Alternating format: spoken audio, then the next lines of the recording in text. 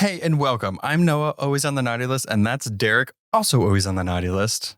And you're listening to A Bite of. Today, Red One, and maybe other holiday movies. Why not? Who knows? It's going to be a present for all.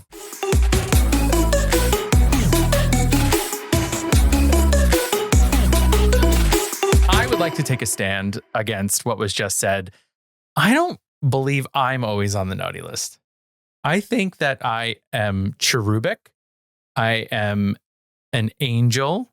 I am benevolent. Did you say Kubrick? Cherubic. Oh. Like a cherub. Oh. I kind of said the same thing twice. Okay.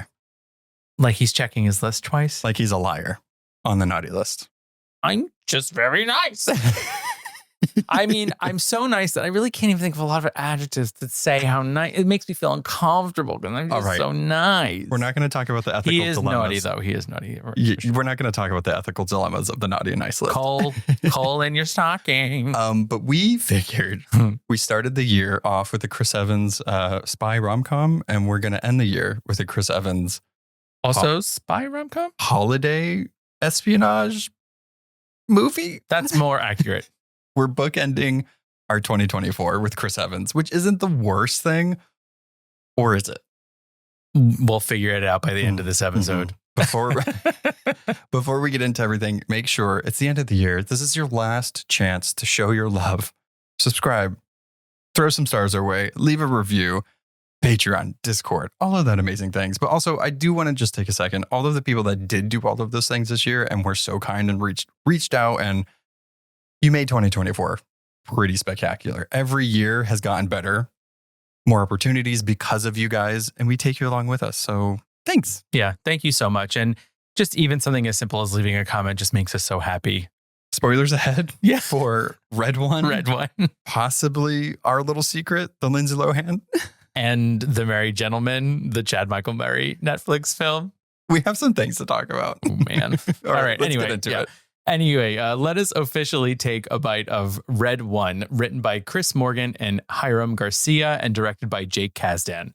A doubter of Santa since he's a little one, Jack now spends his time on the top of the naughty list, working with ne'er-do-wells of the world. Little does he know, after sending the coordinates for seismic activity to a client, he has actually sent the location of the magical North Pole to one of Santa's nemeses.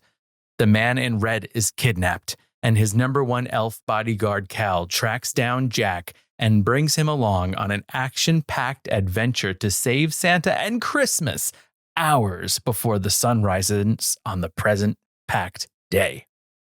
Cool. That's Red One. Yeah. All right. So what did you think? Okay. I was ready to jump in. I'm so ready. Okay.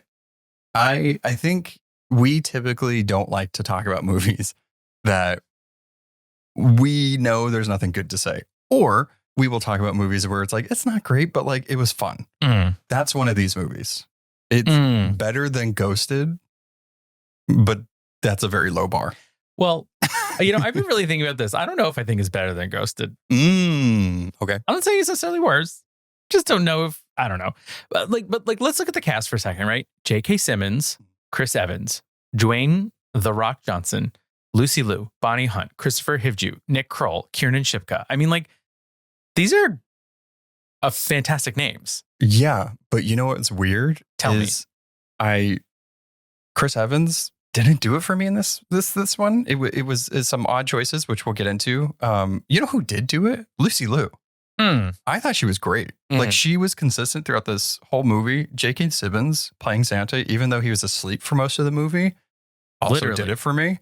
Everybody else was kind of themselves. Yeah, I think The Rock did in an action type movie what we think The Rock is going to do. Yeah, so holiday movies in general, right? This is coined as a holiday movie, and I think one of the things that we struggled with was, who is this for? Right. Because there was moments where it's like, oh, like especially at the beginning, this kid that doesn't believe in Santa, when he grows up, he's going to believe in Santa. It's like, oh, this is a family movie. And then there was like curse words and like, I don't know, just jokes that in situations that were like, this might be for adults, but also I'm not sure. Yeah, I think when you're at the North Pole in these types of movies, finish the sentence, you get the feeling of like, this is a family friendly movie. This is for a family, right? And so a good chunk of this movie does take place in the North Pole, but there was a lot of like cursing and, like you said, jokes. And so partway through it, I'm like, who is this for? I was thinking like, is this, you know how there's that big debate of whether Die Hard is a Christmas movie or not? Right. They were like, let's make a Die Hard that is 100% unquestionably a Christmas movie. And nowhere near as good as Die Hard. Well, 100%. I'm not saying that it succeeded in that way. I just found myself as that like, so here's my comparison of this and Ghosted. And again, they're not really similar in a way, but he deserves the comparison. Fair. Ghosted, I was able to sit through. Mm. Red One, I started baking blondies for our holiday party at work. You know what I mean? And so I was paying attention. We have an open concept, so I could still see the TV, but I didn't have to watch every single bit of it. That makes sense. I think once you figure out what it's about, you're like, oh, I get it. Like, I know the rest of this movie, and Ghosted fell into that same trap. But I feel like the issue with both of these movies, and again, only reason why we're comparing it is because Chris Evans is in both of them. Mm. And it's both of our movies where it was like, oh, we're talking about it, but it's like not a great movie, but like also watch it. Yeah. Because it's a bizarre movie. And I just feel like for both of them, and this one specifically, it didn't feel enough like a holiday movie and didn't feel enough like an action movie. There was some action sequences where I was impressed that they were in the movie I was currently watching. Mm-hmm. But that's like the extent of it. There was a lot of, I'm not sure why this is happening, or like, that's too much. Mm-hmm. Like they try to make it like the Christmas and mythological things, like there's like organizations and stuff. It was almost too much world building for a movie like this. Yeah. And for it to be over 2 hours is a hard ass. Yeah. And it's one of those things where like when you think of the movie Elf, right? Love. Which is one of my favorite holiday movies. They give enough winks and nods to like common Santa mythology that you're like, oh, that's cute. I love that. That's great. Right. We have the book of the naughty list and all that stuff. Whereas in this, it was like too much. There's a part where Santa Claus is lifting weights. Oof. And after he lifts weights, he eats a cookie. Right. And you were a little upset. You were like, this is ridiculous. Santa doesn't only eat cookies. This is going too far. And at first, and I was kind of like, oh, it's not a big deal, blah, blah, blah, blah. But then later in the movie, we find out that Mrs. Claus is actually a shape-shifting body double because she says she just baked macaroons for Santa and Santa doesn't like macaroons. Now, I think I would have been okay with it if at some point someone handed him a macaroon and he was like, no thanks, but like came out of nowhere. Well, I just want to say I didn't have that bad of a reaction. I was upset, but you made it seem like this is the worst.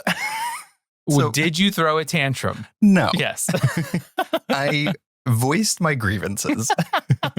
So I guess to your point, yeah, I think they played into some of those holiday tropes a little too much. It's like, okay, I guess Santa only eats cookies and drinks milk. Like, that's weird.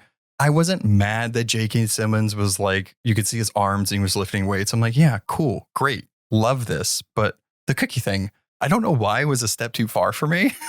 It just pushed you over the edge. Because I was like, this is dumb. Like, okay. Yeah. You can't get that built off of cookies and milk. Yeah. It's so funny with movies like this because, and I'm like, yeah, Santa Claus and, awesome giant reindeer and elf security guards. I'm like, that I'm on board with.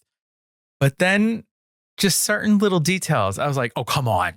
That's ridiculous. Yes. Oh, wait, can I talk about my big grievance? Sure, it's your show too.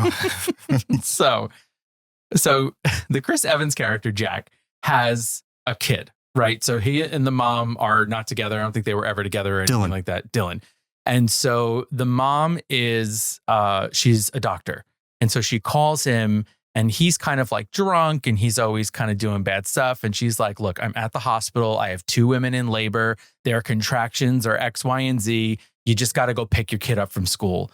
And he's like, oh, okay, fine. He goes to pick the kid up from school. And when he gets to the house, she's at the house.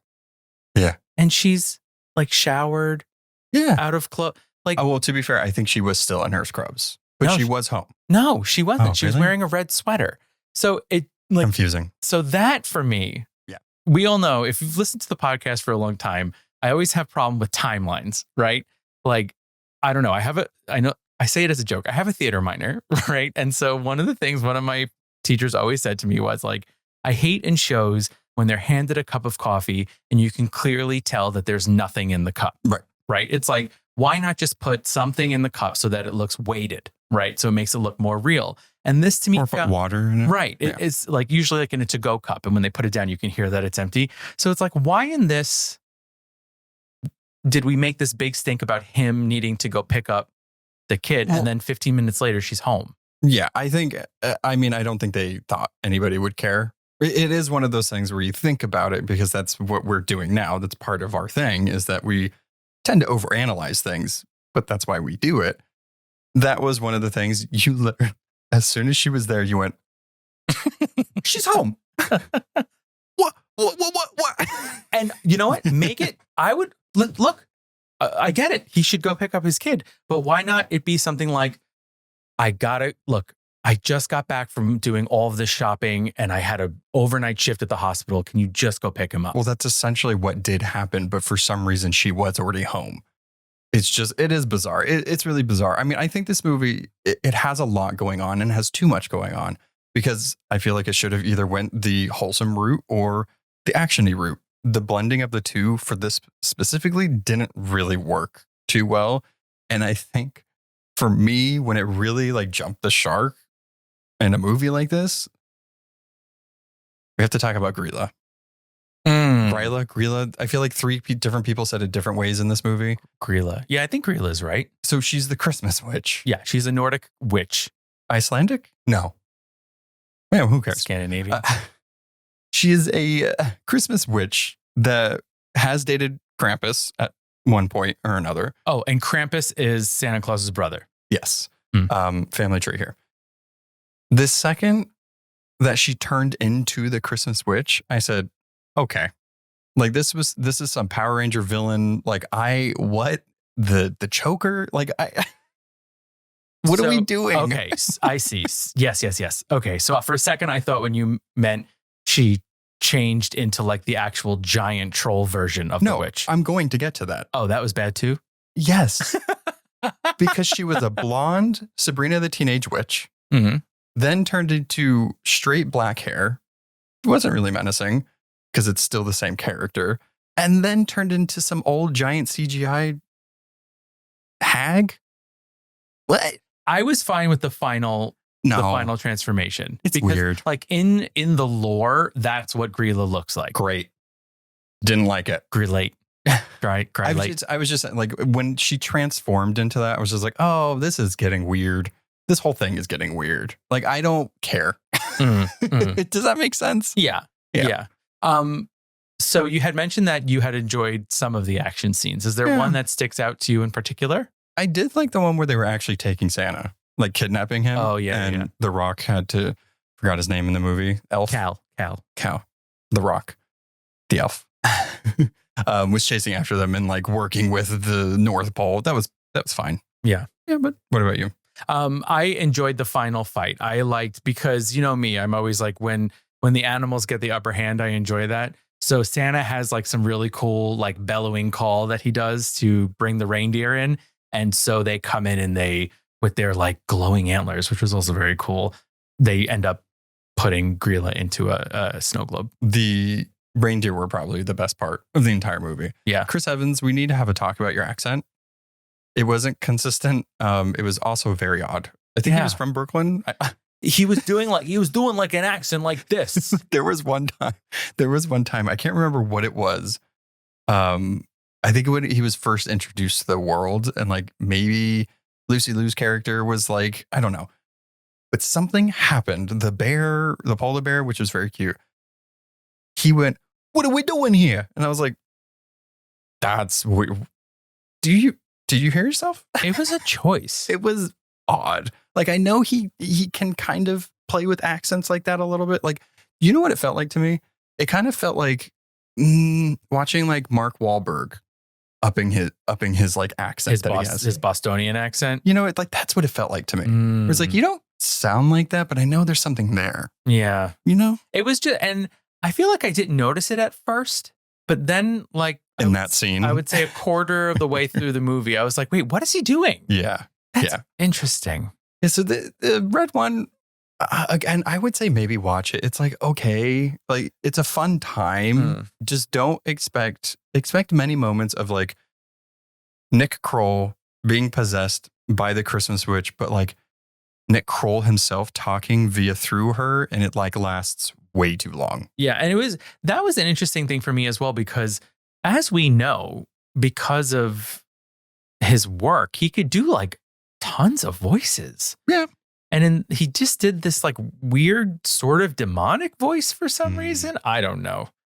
Well, in Aruba. Any final words of Red One before we switch to the other two to do like a rapid fire mini? Yeah. So I want to know what people think of this. Like, I feel like with Wicked, I want you to just tell me how much you cried, and I want to know that you felt the exact same way as me. With this one, like maybe I'm just not like a espionage action-y kind of guy, and maybe I didn't get it. I don't know. I feel like you are though. You've been really enjoying James Bond. That's because it's campy though. It's so campy and also just horrible. But yeah.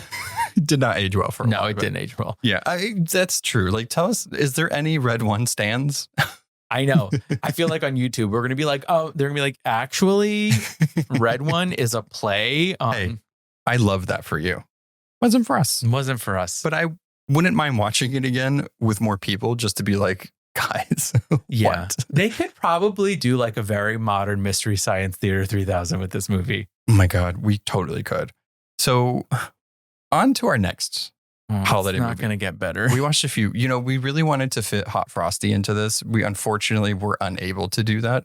Maybe we'll do that for Patreon, but Hot Frosty to be determined. So our little secret, Lindsay Lohan. Out of these three, this unholy trinity of holiday current movies was the best for me personally. I thought Our Little Secret, I'm like, oh, give me Kristen Chenoweth being an absolute jerk. Give me Lindsay Lohan in her prime again, giving me like rom-com, giving me funny, giving me the things I missed about her. Loved it. I am so on board with these Lindsay Lohan Netflix movies. Like Irish Wish, loved it. Still awkward to say. Yeah, Irish Wish. Irish Wish. Irish Wish. It makes you want to culturally appropriate the language. Exactly. So with Our Little Secret, it feels very much along the same vein. It's a rom-com. You know exactly where it's going to go. You know exactly what it's delivering. And I was okay with it. I laughed. I had a great time. Yeah. Do I think that there was like, you know, instances where it was like, okay, this is like silly. Like when she ate all those cookies because she was high. It's like, well, why'd you blame it on the dog? Like that's rude. But then you have to be, oh, it's a rom-com. Like, right. Of course, there has to be like outrageous situations where like, if this would actually happen, like if I got high, we were going to church and I said I was going to do a reading. Yeah, I would be absolutely terrified. Would I eat all the cookies also? Yes. But I would be scared. I would be scared that Kristen Chenoweth would get mad at me. At that point, I would just leave. Right. I would just leave. She's going to scream at me. What did you think about the rom-comness of it, though? Like, they were together, they broke up because she was leaving, and then they meet again because their significant others are related. Yeah, I loved it because I like that. I like knowing what's going to happen, and I like seeing how it's going to happen, right? Because from the beginning, we know that they're meant for each other. And so the fact that they're going to come back together again, we now get to see their chemistry, how the sparks are going to fly, and when they're going to finally realize that they're the one for the other. Right. It's like, oh God, when are they going to get back together? Yeah. But then you're like, oh my God. I can't wait. they're falling in love again. Oh my God. See, they were meant to be all along. Yeah. Yeah. So I think I liked that part of it. Did you as well? Yeah. I mean, of course I did. This reminds me, there's been quite a few actually really good rom-coms this year. We got, what was the one with Sydney Sweeney and Glenn Powell? Oh, yes. And no, Anyone But You? Anyone But You. That one was really good. That right? Yeah. Oh, yeah. Wow. That because I think it's based off of Much Ado About Nothing. Yes. Loved it. Irish Wish. Loved it. Yeah. Give me more of these, and also give me art house. Give me the complicated movies. Like, there has to be a good balance that we're getting. Yeah. And I feel like Red One is too much this way, whereas Our Little Secret knows exactly what it's trying to be. Yeah. I agree. And I think, like, I will say, I think my one thing with Our Little Secret is that it didn't necessarily feel as Christmassy as a Christmas movie could feel. Red One felt more Christmassy. Yeah. Mostly because Santa was in it. Yes. This was all like leading up to Christmas. It was holiday. Yeah. And so like they went to church, a church pageant, right? And they had just some traditions that they did together. There was a lot of sweaters. Lots of sweaters and, but yeah, I think like you said, Kristen Chenoweth is definitely the star. Who played the male lead? His name is Ian Harding. He's cute. Yeah. There's a whole subplot in this movie where Ian Harding's character, Logan, is trying to prove himself at work, and he has a real big project to do. And it just turns out that Lindsay Lohan's character is like a project manager. And she... Stupid. Yeah. I didn't need it, but it was like that was the thing to get them to work together. Yeah. Fine. You know what you did point out? Which you were like, I don't understand this. And it's like, it is a rom-com thing. You don't question it. Is she was leaving from work, suitcase and all, from a holiday party to get on a plane or travel to the thing. It's a staple. I don't know why they do it and what started that. I would never personally take all my luggage with me, go to work, and then leave work to then travel. Same. I take a half day the day before I'm supposed to travel to make sure I'm packed. Yes. And then leave. Yes, 100%. I remember that being a sticking point for me, mainly probably because I just would never do it. But I also feel like with work from home opportunities, she might have been able to work something out. That is true, I guess. She's a bigwig at the company, I think. Sure, I guess. So anything on Our Little Secret before we move on to our last one? My final review of Our Little Secret is a rom-com delight with a hint of holiday. And Kristen Chenoweth. Yeah. More of her too. I love her. Would love it. Yeah. Yeah. Before we get into our last, what? No, I was like, it's this one. Yeah.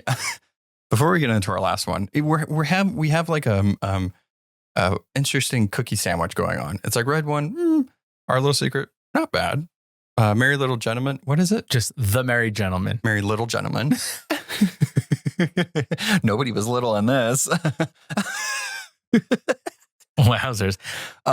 Before we get into that one, what makes a holiday movie for you? Like, what are the things you look for in a holiday movie that you like? Does that make sense? Am I asking a question that makes sense? Yeah. Okay. So here are my things. Okay. Ready? No. What it really is for me is it's the heartwarming feeling. The right? Grinch. By the end of it, I want to feel warm and toasty, like I just had a nice warm cup of cocoa.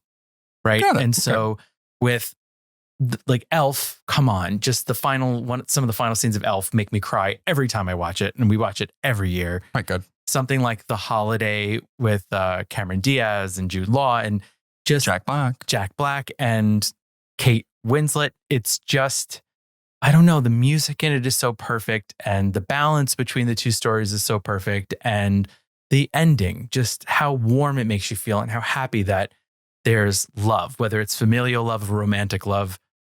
That is what makes me feel like, a holiday movie. I get that. I think I'm in the same boat. Like I like, because I could go for a movie that takes place during the holidays, but is like horror or a drama. I could go for that. But I do think that like the thing that it needs is you either need it to fulfill that stress and mayhem of like families getting together. You need to fulfill that thing. Mm. What was the one, the queer one where it was like all seasons or something like that? Yeah. That one was great because it wasn't a typical holiday movie. So I'm also open to new ones, but I think across the board, what makes it good, at least for us, is that heartwarming. Yeah. By the end of it, they need to learn a lesson. It just happens to be on Christmas, and it happens to coincide with what Christmas means or the holidays, you know. Like, perfect example is actually a movie that Noah introduced me to probably about 3 or 4 years ago, which I'd never seen before, is White Christmas. Oh, yeah. And just the chemistry between Bing Crosby and Rosemary Clooney. There's one scene in it that always sticks out to me, and it's actually just they're both up late and they go to get a sandwich and I think like some milk or something like that. Yeah. And it's just like these little tender moments between them. It's like, oh my gosh. I mean, the dancing and the performing, and it is just freaking amazing. But that love, right? Because I don't know, for me at least, there's no warmer feeling for the holidays than being with the one that you love. Oh, God. So sweet. Yeah, no, it's true. No, Wow. Okay. Wow. Just bearing my holiday soul here. It's fine. On an episode that we're talking about Red One. But you asked me a very loaded question.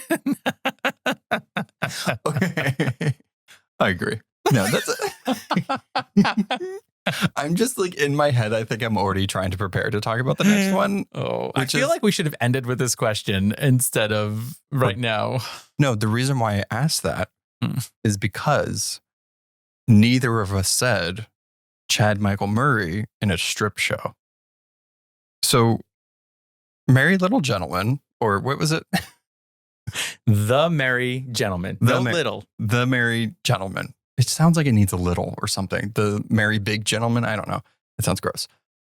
I, again, not sure who this movie is for because it's not sexy enough. Agreed. And not enough drama. And it also makes no sense of why this woman just comes into this bar and is like, I'm going to do this. Yeah. You know? Yeah. So the way that Red One smashed together Espionage and Christmas, this one tries to smash together Magic Mike and Christmas.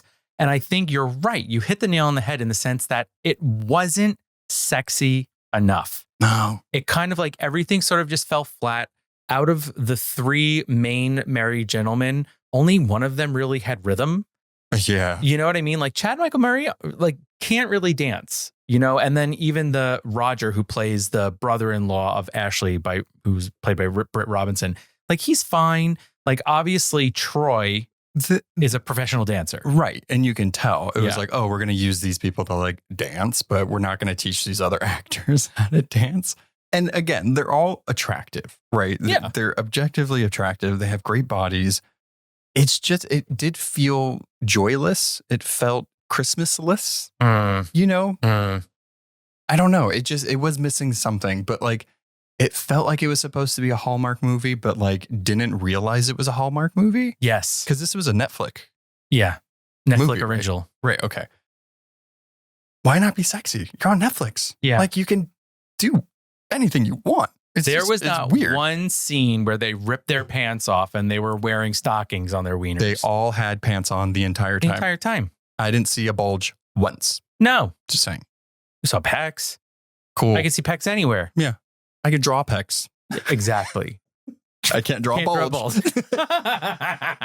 A Christmas bulb, let alone. Jingle, jingle, jingle. Yeah. And of course, okay, so then I put on my analytical hat and I just didn't think the stakes were high enough, right? So she's trying to save her family's bar / It was her family? Yeah, it was her parents. Yeah. Missed that. Yeah. I literally thought she used to go to this bar and she's like, I'm going to help these guys because they're, wow. Okay. Yeah. Now it doesn't make it better. It just makes more sense. Okay. So at least there's that anchor there for you, right? Of why she's doing what she's doing. But the thing that bothered me the most is that, so the whole story is that she is like basically a Rockette, right? But they don't call them Rockettes. Yeah. And so she gets let go and she goes back home and she decides to save her family's bar and use her dancing talents with these men. Now she's there for maybe a week, right? And Christmas then holidays. the Rockettes call her and they're like, hey, we want you back. And she's like, all right, great. And then she tells them and they're like, you're a traitor. You're the worst person on the face of the earth. I can't believe you're doing this to us. You've let everyone down and ruined Christmas. I literally, when she got that call, the first thing I said is, I swear to God, if they get mad at her for this, I'm going to be upset. And they got mad. And I got upset. Yeah. You guys can do the choreo without her. Can they? Because they still couldn't. Well, She wasn't that great of a dancer because it didn't rub off. But sorry, it's her teaching skills. This is the end of the year where we're just very open about.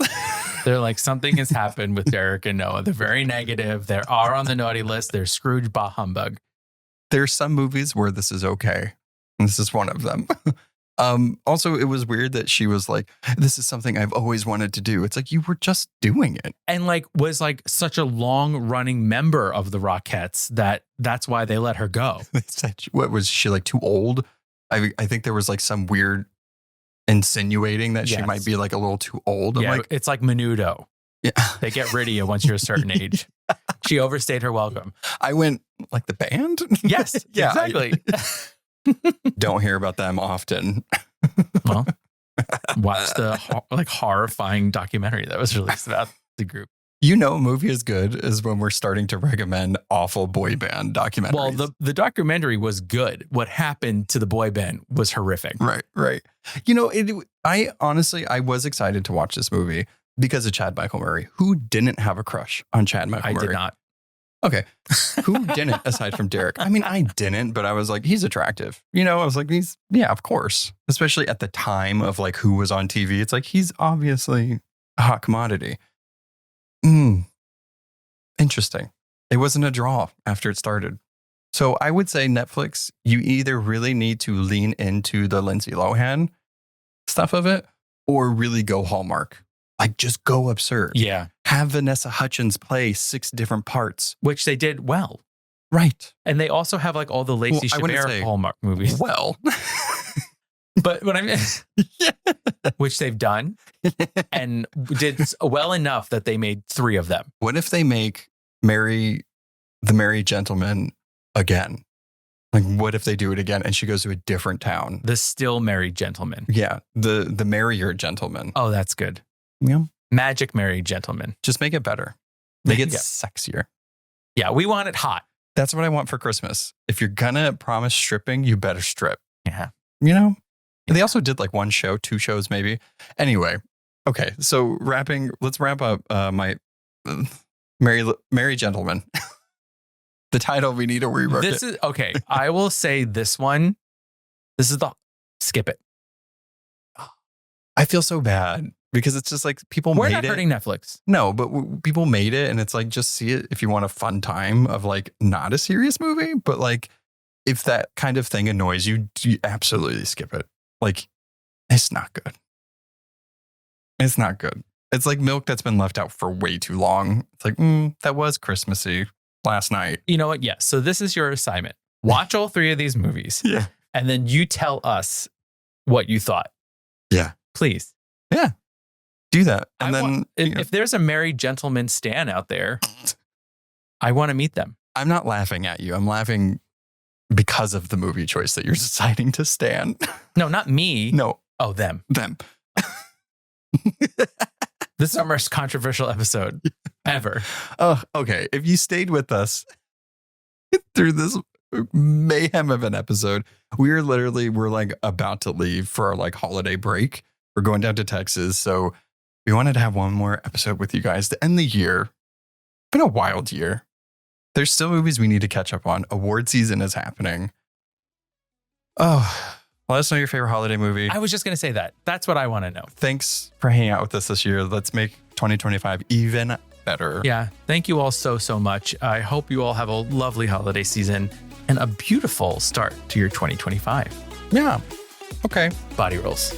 Happy holidays. Bye. Merry Christmas. Merry Christmas time. Happy holiday.